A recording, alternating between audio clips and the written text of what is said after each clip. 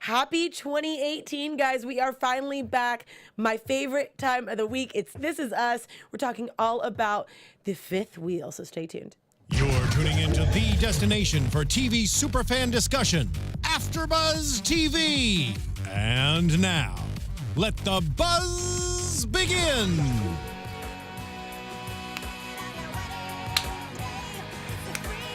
Oh, I don't know the words as well as I thought I did.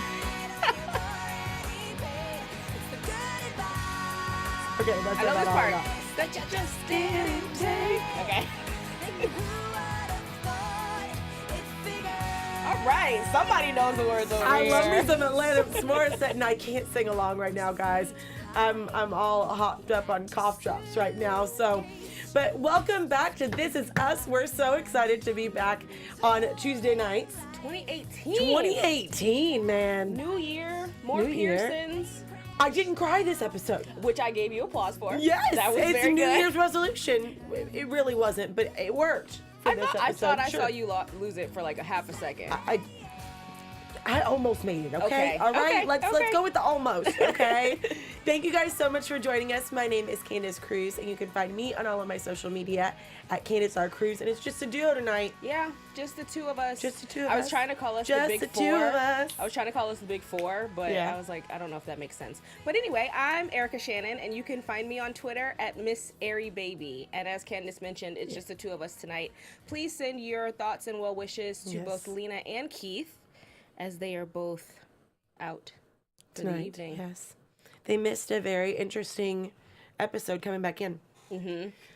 What What did you Yeah. think? You go first. To be honest, I have mixed feelings about it. I was like, just go for it.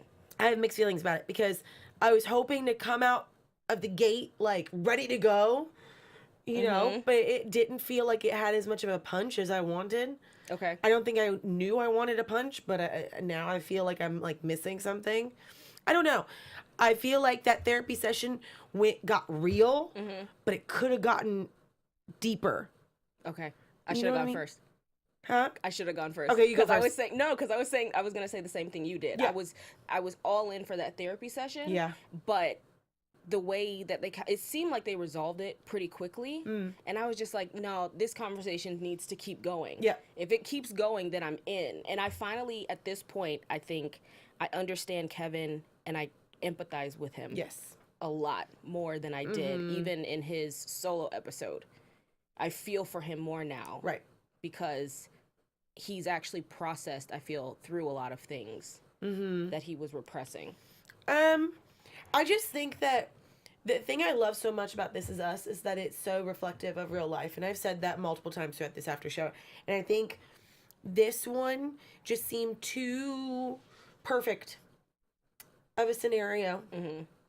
Only when it came to the actual therapy, like, dive-in session. I almost feel like the therapist, when she said, don't you think that was a little too polite? I still think it was a little too polite. Yeah. And I wish that I loved where Randall went in. I think what he had and when he went through and what like he said, no. I think that was real. But I wanted more pushback from Kevin. And then, you know, Kate just didn't say anything. She just sat there and just kind of like took it all. Yeah. And I don't know. There was just something missing for me and I don't know what it was in that session. I mean, I don't know either. I don't think it was anything missing for me. Not from talking about perspectives in Right. this episode. From my perspective, I just wanted that therapy session to be more real than it was, to really get to the bottom and really have them go. Because I thought when Randall stood up, I thought he might have lunged at Kevin. Because there was just so much pent up about, you know, Tess being in the car that he just was trying to hold it back, but then he was just going to let go. But I think it was a good start. I just wish that they didn't seem to resolve it by the lake or whatever. Yeah, body of water. that just seemed a little bit too like, we're going to tie it up in a nice neat little bow and now therapy's over and we're going to move on to the next topic. And I don't think that is really reflective of when it comes to something this big and you're in rehab and you're going through your shit. And you're airing out your laundry with your family. Now, granted, everyone has different family dynamics. I get it. Like, sometimes you got to be a little PC to keep the peace. But I just don't think that it would have been settled that quickly. Right.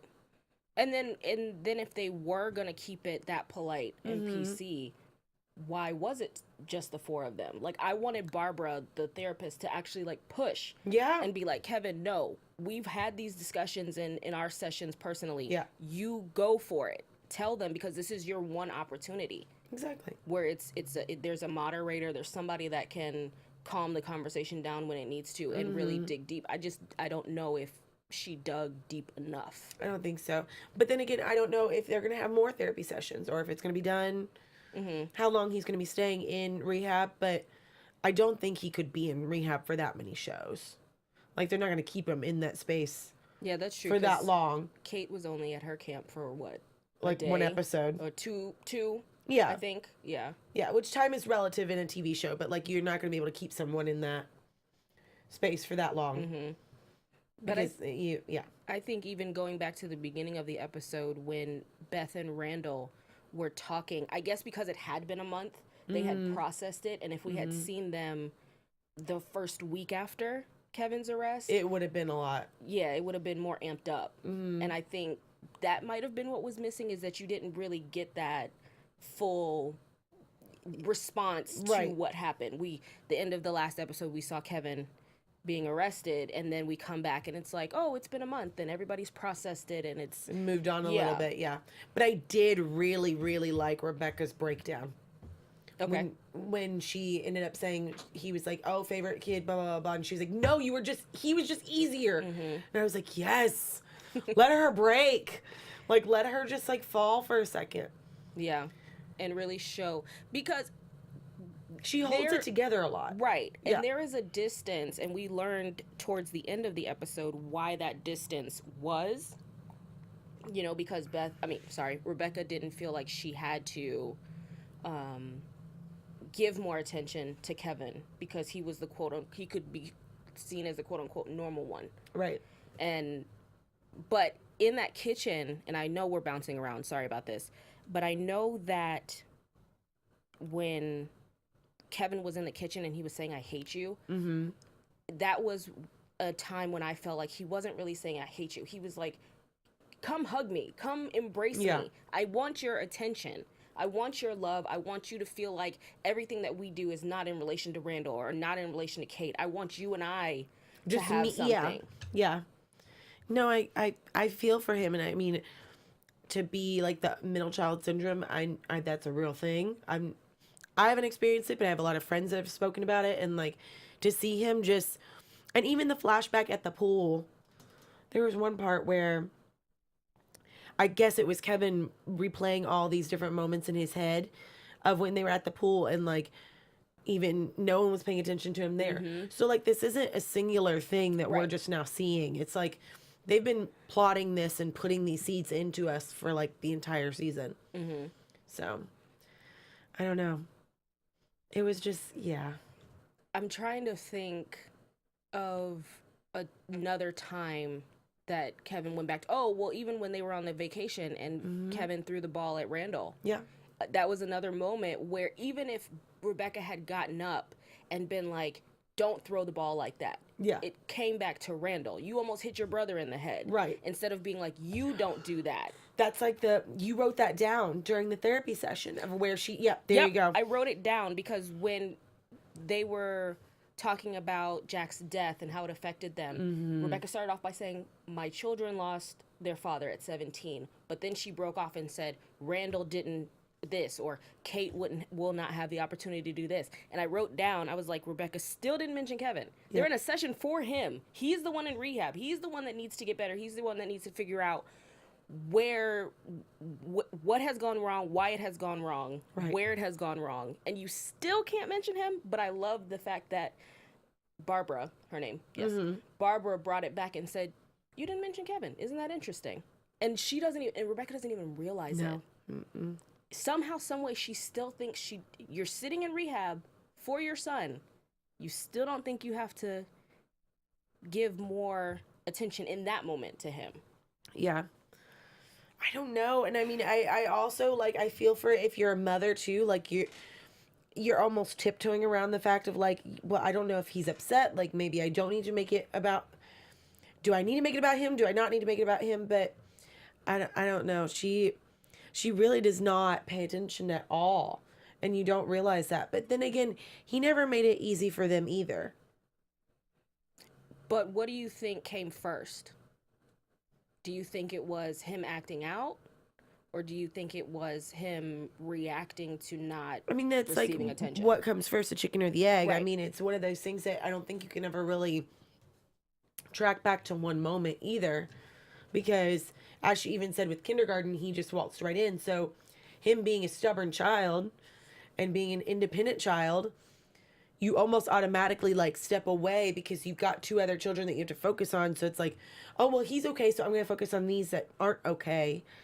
So, and he was the first one that walked. Mm-hmm. So he was always the first that did everything. So it was almost like they didn't need to do anything for him.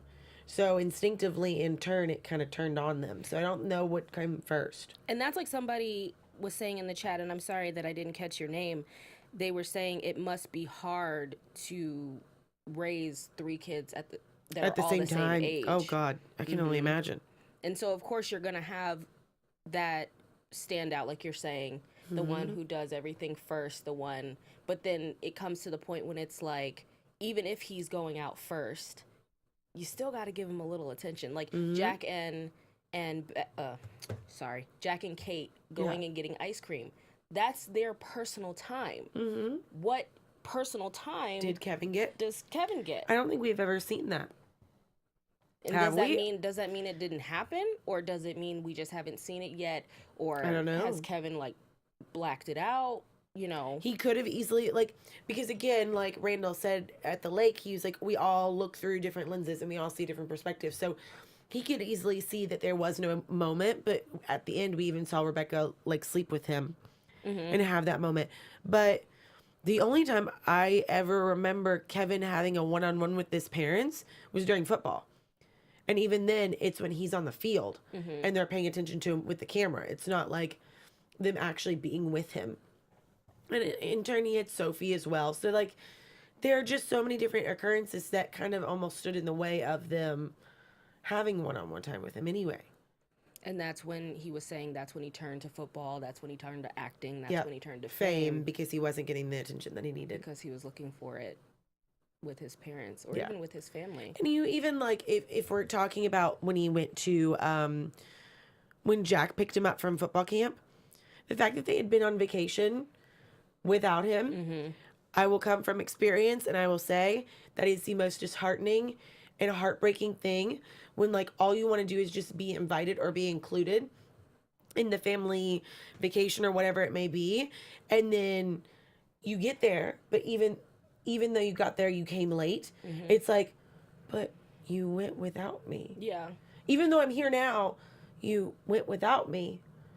And I get it. I've been there. And it's like the worst feeling in the world to be like, well, you were here having fun without me for how many days? And like, he was like, well, you were at football camp. But couldn't you just wait until I got home from football camp? Yeah, wait until I'm with you and we can all go together. Why do you go with Kate and we can all have the food and everything like that? Because Kate was like super excited about all of it. But what she thinks is a good thing to include him also probably made him feel more isolated because he wasn't included in all of the things beforehand. Right. It's an awkward place to be. It's a hard place to be. Yeah. Especially as a 10-year-old. Yeah. When these are the people that feelings are conflicting. These are the people that are closest to you. These are the people that love you the most. So they say. And you don't see any of that. You don't feel any of that.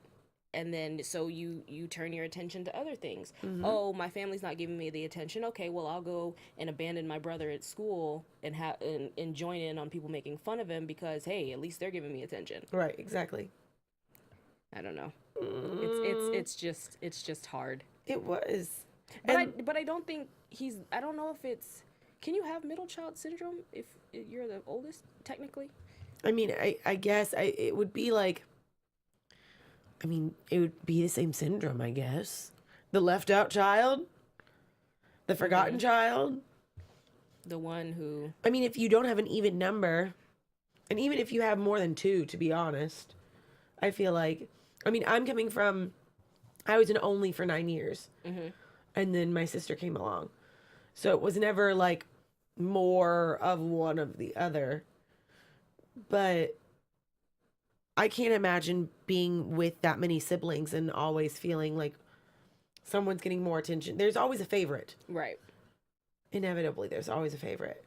Which is terrible. It is, but... It doesn't. Do you have a favorite sibling? I only have one sibling. Oh, well, then you have a favorite sibling. I mean... Sure. I guess that's how that works. Yeah, why not? Well, before he... Oh, sorry. I'm trying to get caught up in the live chat and what's going on, and it's just a lot of conversation. We're so far behind. Sorry about that. Well, let's talk a little bit about the other big three that they deemed themselves. No, the others. Oh, the others. That made me feel some type of way when Barbara said that. I was like, that is rude. How are Beth went in. Beth went in, too. You could at least say they are the extended family. You know what I'm saying? Or maybe just leave it at immediate family. Let it be your mom and your brother and your sister. That's all you needed to say. You didn't need to say others. How did she say it again? I can't remember. I don't know. She said she was like, maybe the immediate family and not the others. And not the others. That's what it was. And she, the others. I was Okay. like, excuse me. Oh, Beth went in too. She was like, the others over here. Yeah. Da, da, da, da, da, da. Which made complete sense. Because because no, they haven't been around, especially Beth and Toby. No, they haven't been around for a large part of it. But Miguel has been around in and out. Like, he was Jack's best friend and everything like that.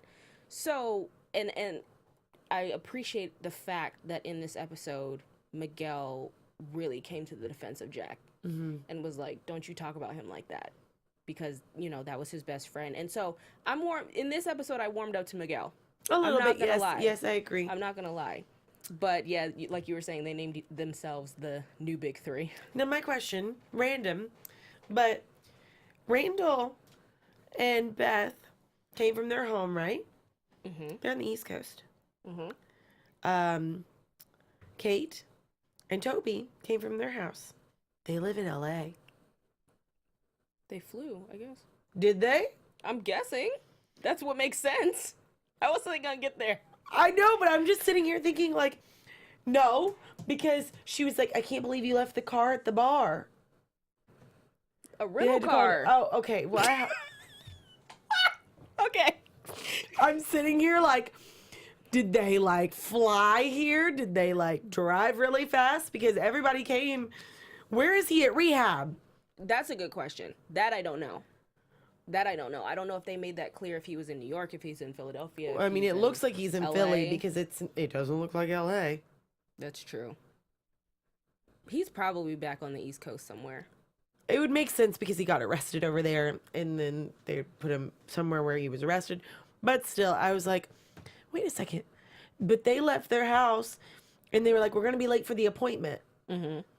Sorry, just random tidbit thoughts that were going through my head that I'm like, they're going to be late for the appointment. They would have had to leave at like 4 a.m. to get there to the appointment if they were flying from LA. You're thinking about this way too hard. I know. I'm sorry. I'm back. Yep. Okay, moving back to Miguel into the other three. But no, I actually started liking Miguel a little bit in this episode because I did not like him. I still don't really like him too much, to be honest. I mean, he even has animosity towards himself. He was like, well, I felt like I married my best friend's wife. Dude has feeling some... I mean, he understands why people might have a problem with it. Well, I think he also still feels some type of way about it, too. That I didn't get. I don't know if he feels some type of way about it. I think he just knows not enough to not marry her, but from like the outside looking in, he's just like, I get how people might view me. Yeah. I get that they might say, well, were you... And again, sorry, jumping. Previews for the next episode, Kevin's going to ask him, like, were you in love with my mom when my dad was still alive? But those are real questions. Well, yeah. But then again, we also found out that Miguel didn't come into play until like way after Jack died. Which I hated him from the get-go when I assumed that he swooped in after Jack died. Same. But still, I don't know. I'm seeing a little bit more of him as a character. I'm starting to like him a little bit more. And he is helping, you know, Beth and Toby see a different perspective of the Pearson clan. Mm-hmm. Which it has to be hard to be the spouse of that, would we say tight-knit? Because they're clearly arguing now. Tight-knit of a family. I was going to say knit. Maybe not so tight. Not tight, but they're knit together. They're knit. Yeah. Yeah. And so you're right. He does provide a perspective because he's been there the entire time. since the beginning. Yeah. Really. Since before the kids. Since when they got married. Yeah. Even. Mm-hmm. So there's an understanding that, or not an understanding, but again, perspective, like you're saying, that Miguel can attest to. And I can understand where Rebecca would want someone, a partner, after you've been lonely for so long. And it does make it easier that he knew Jack. So when you're talking about it, it's not just a ghost. It was a person that they both tangibly knew and loved and adored. So I guess, like, yeah. I don't know. I'm trying to, like, I take notes and there's still, it's just so much to process. Yeah. For me. And I think with this episode too, the last few episodes, we've had so many different moving pieces. We've had a little bit of Kate, a little bit of Randall, and a little bit of Kevin, or like the focus of everything that we went through their whole timeline of the kids. But this one was very streamlined. It was very much camp, rehab. Mm-hmm. And that was it. There were little bitty things here and there of like the other three where they're talking at the bar. And then, you know, we did address a little bit of Kate's addiction to food. Mm-hmm. Which, I mean, that I'm waiting for someone to kind of just smack up and like, let's air this out. Because I feel like they still kind of, she's dealt with the weight. She's gone to weight camp. She's gone and done all of this stuff. But she's never flat out like dealt with like, this is what it is. Yeah. But I think that's what they're starting, they're leading up to break through and dig into, because of the addiction genetically, where it's not just something that you turn to because you're upset or whatever the reasons have been for Kate. It might actually be something deeper than that. And it's just not as, I don't want to say not as hindering, because it can still be hindering, but not the same as alcohol or drugs. Yeah, but hers can be just as dangerous. Yeah. Just as dangerous, because, I mean, we even see with her, with Dad taking her to get ice cream. I think a lot of it, like, because we don't see as much whenever she's a teenager of the discussion of weight, but when she's a kid and an adult, those are the two parts that we really see that are struggling with weight. And we're focusing on that. So, I mean, her dad sugarcoating everything, no pun intended. I was going to say. Sugarcoating all of it, where she says, Daddy so-and-so called me fat, but you're my favorite looking person. You didn't answer her question. Do you think I'm fat? You're my favorite looking person. So instinctively at 10 years old, you're like, my dad thinks I'm fat. Because he didn't say, no, you're not. He's diverting the topic. And he's taking me to get ice cream. And then even makes it okay. Even with that, and I agree, Melanated TV, Jack enabled her. That's very true. Because when you don't tell the truth, and how honest can you be, or should you be, with a 10-year-old? You know what I'm saying? Because it can give her a complex. If you tell her the truth, it can give you a complex if you don't tell her the truth.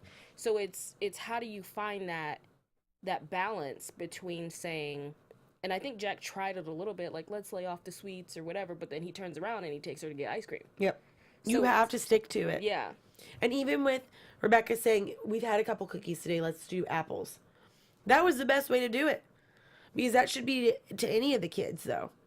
And if she does that to Randall and she does that to Kevin, then it's not like, oh, it's just for me. Right. It's for everybody. We can only have a certain amount of sweets. Then we can have healthy food. But I think that's part of the problem, is that Rebecca, at least from what we've seen thus far, it only is directed towards Kate. It's not where they all sit And it's down because she's a girl. and have apples and peanut butter or whatever you eat apples with. If it's just plain, it's not. So Kate looks at it as, oh, now my mom thinks I'm fat, or my mom thinks I have a problem. And at the same time, though, and I mean, I'm not a licensed person to say anything about this, but if you really look at parents that have boys and girls, they feed them different amounts of food. I don't know. No, I read a study once that they actually did, like, instinctively, because boys are supposed to be bigger, or they need more food, or whatever it may be to, like, for their growing system, the women will typically give their daughters less food than they give their boys. Oh, that's interesting. So at the same time, it's almost the same, because we're raised to eat a certain amount and to make sure that we stay trim and that we look like this, and we're raised from the get-go as girls that way. It's like we get dolls, they get trucks. It's just the way that we're programmed. Yep. And the fact that she does that, I don't think that Rebecca ever means to do that, but she's your daughter, and you don't want, because if a boy's chunky, he's not going to have as much of a complex growing up and have any problems in school. But she knows as a little girl, if you're going into school and you're like heavier or you're not active or whatever it may be, you're protecting them from other people as well. So I don't know. It just, I mean, which Kate is already experiencing. of course. Once at the pool and now in this episode when, But then she continues to, Jack enables, like someone said early, and makes it okay. Because that's his baby girl. And because he excuses it by saying, well, she takes after my mom. Yeah. You know what I'm saying? I'm used to, this, it doesn't Yeah. seem like anything is wrong because, my mom is big boned. And, depending on your opinion of that phrasing, Right. it's, it makes it easier for him to excuse it. Yeah. Than it does Rebecca. Yeah. And I think dads just don't get it as much as the moms do when it comes to little girls with that type of issue. And that's when, and we come back to this topic, we've come back to it a couple times about Rebecca ending up being the bad guy. Always. And Jack always comes out, shinier than he went in, because he's the one who takes Kate. And even now, you can't fight with a ghost. So anything that he ever did will forever be okay. Yeah. Mom has been there since. So even when she said Randall was the only one that stayed with me, he was the only one that didn't leave me, I think number one, I saw it in Kate's eyes that she was like, oh shit. Like we did Yep. leave mom. Because as much as Kate has always had this problem against her mom, and like they've always argued, and like she's always had that problem, and they finally reunited after this miscarriage, like I think they forget how much the mom fights for everything, but that we just push it under the rug. Make her into the bad guy always. And I can speak from experience. A lot of times, now maybe not when I'm older, but as a teenager, you're not thinking about it that way. Of course not. You're not. You're just thinking, I'm trying to live my life, and you're impeding on me living my life. So I want to be as far away from you at this moment as possible. And what we don't see as teenagers always is the parents' response to that. We don't see that she's sitting and our moms are sitting in their rooms and, just wondering, like, what am I doing wrong? How can I be better? Let me try this. Okay, that doesn't work either. We don't see that. So now, and we didn't get too much of Kate and Rebecca interacting at all, really, in this episode. The hug in the beginning, but that was the extent of it. But like you're saying, when Rebecca says, I had a sullen teenager who wanted nothing to do with me, and then I had you, Kevin, who moved away. Now you're starting to see your mom as an adult. You're starting to see your mom as a person. You're starting to understand, oh my God, I did things that hurt her. Yeah. And so, sorry, Mom. I love you. sometimes it's imperative that we understand, and we get to the point where we realize that our parents are people. Yeah. And like you're saying, with Jack now being gone, are they able to see him as a person? Like, even in the therapy session, when they called him an addict, almost everybody except for Kevin, because he had already processed it, was like, whoa. Yeah, don't call him that. That's because he's immortalized. Was. Yeah. Yeah. So that could be another layer that they have to get through.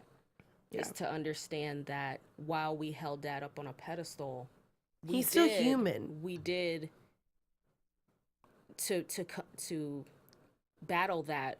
We did treat our mom this way, except for Randall. Like Randall, he just wanted to love everybody. Randall's just a big cuddle bug, which I am interested to see how his and Tess and Beth's relationship is about to evolve. Mm-hmm. Because Tess is starting to get to that teenage age. Yes. She's getting there. Mm-hmm. And she's now old enough to figure out things and process things. And why was she in the back of the car with Kevin? And, you know, her having to, like, basically repeat herself over and over and over again, saying, no, I'm fine. I'm not going to run away again. But have they really talked to her about what the true reason of why she even ran away was? Well, she says it was from Deja. I don't know if I necessarily believe that. No, I don't think so. I still am on the side of she had a feeling that something was wrong with Kevin, and she just wanted to be there with him. Yeah. I still feel agree with that way. Yeah, I think that there was just wait, something. Sorry, I was trying to read this right here. Who are you reading? I was reading is it Melanated TV? Yes. I feel Randall didn't abandon Rebecca because he was once abandoned himself. Yeah, okay. And to follow up with that Melanated TV, I also think because that one argument that Jack and Rebecca had after she was singing, and Jack had gotten drunk and he punched, I think, her bandmate. Yeah. Randall was the only one to have seen that. Oh, yeah. And so I think in addition to Randall just being who he was, he also felt a sense of protection.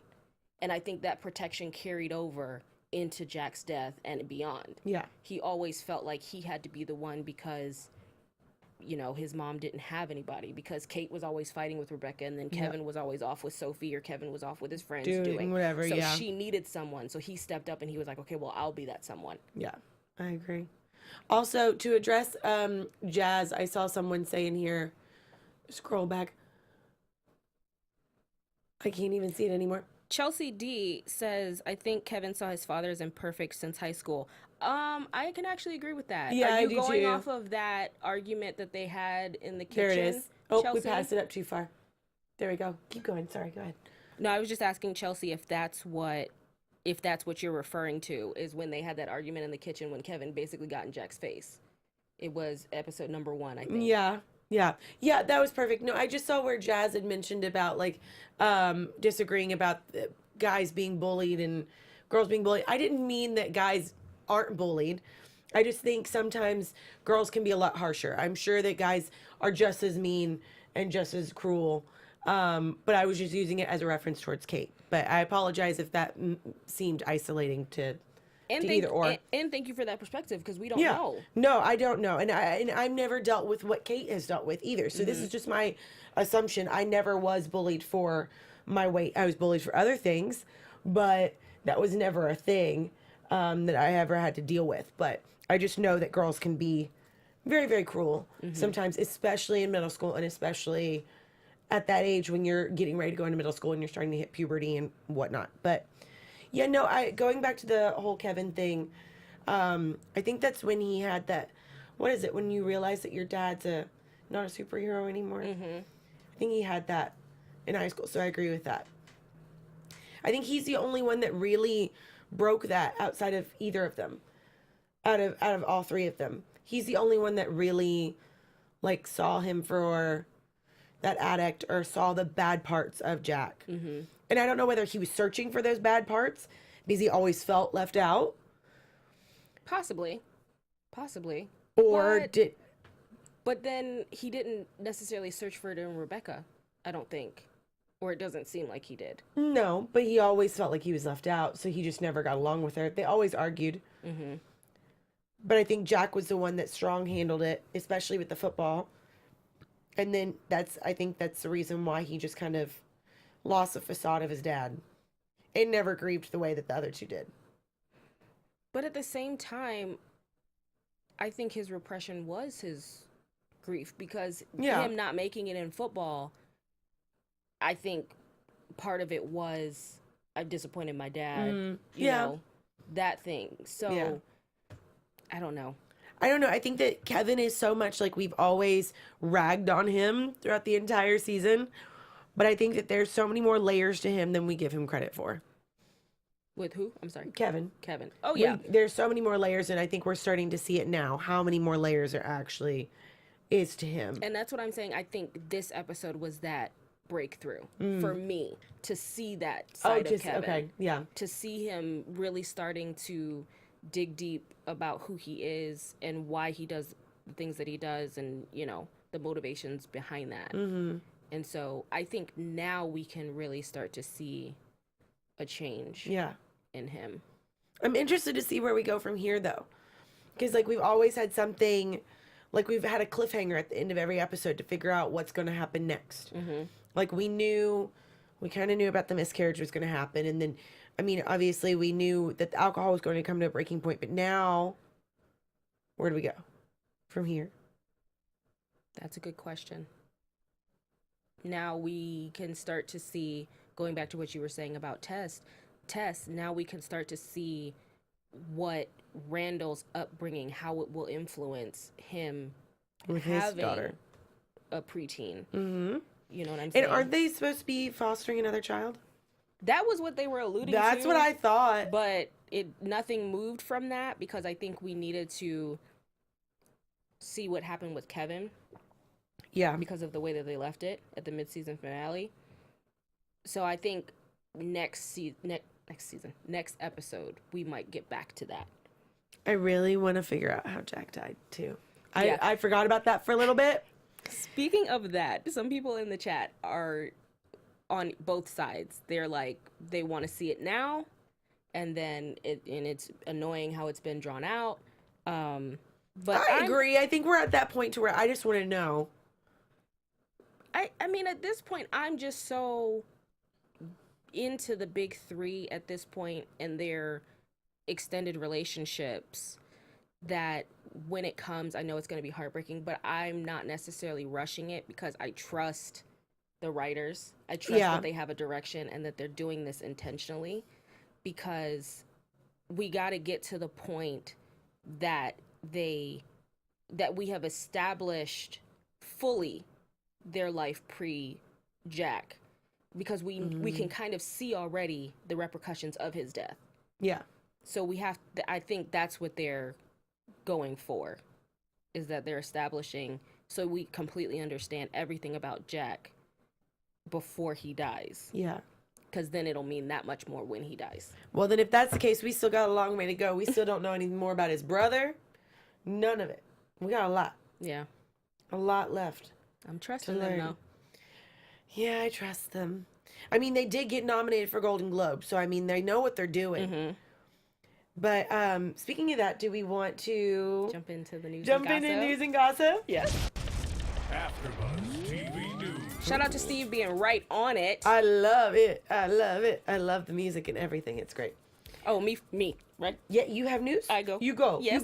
You go. Well, we do want to give a round of congratulations to Sterling K. Brown for winning the Golden Globe for Best Actor in a TV series drama. Woohoo! Love this speech. Here we go. Go for it. Yes.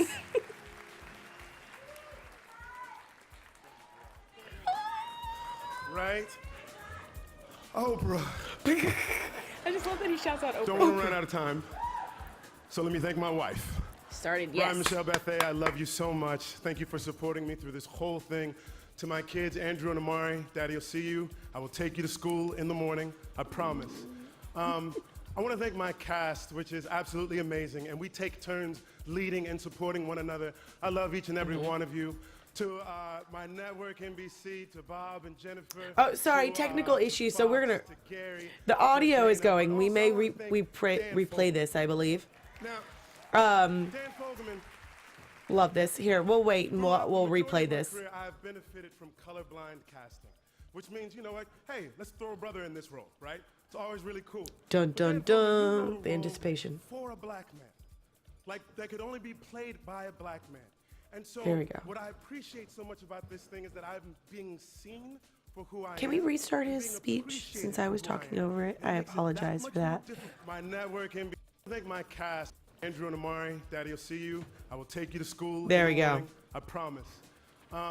I want to thank my cast, which is absolutely amazing, and we take turns leading and supporting one another. I love each and every one of you. To my network, NBC, to Bob and Jennifer, to Fox, to Gary, to Dana, but also I want to thank Dan Fogelman. Now, Dan Fogelman, throughout the majority of my career, I have benefited from colorblind casting, which means, you know what, hey, let's throw a brother in this role, right? It's always really cool. But Dan Fogelman, you wrote a role for a black man, like that could only be played by a black man. And so what I appreciate so much about this thing is that I'm being seen for who I am and being appreciated for who I am. And it makes it that much more difficult to dismiss me or dismiss anybody who looks like me. So thank you, Dan. Thank you, Hollywood Foreign Press. Peace. Very nice. Very nice. Oh, I just loved it. Oprah. I love that he was like, y'all not gonna play me off like you No. did before. I'm thanking my wife first Yep. and making sure that her name is said loud and proud. So yes, congratulations to him. Oh, Melanated TV, yes, I have been a fan since Army Wives as well. That was, I think, one of the roles that he was talking about in terms of colorblind casting. Mm-hmm. Which I think is great. I think, but I what I really loved about what he said there was that he wrote a role for a black man and didn't do it like. I think that in this new age of diversity, which I love, and I'm very appreciative of within casting and really giving more diverse people the opportunity to have roles.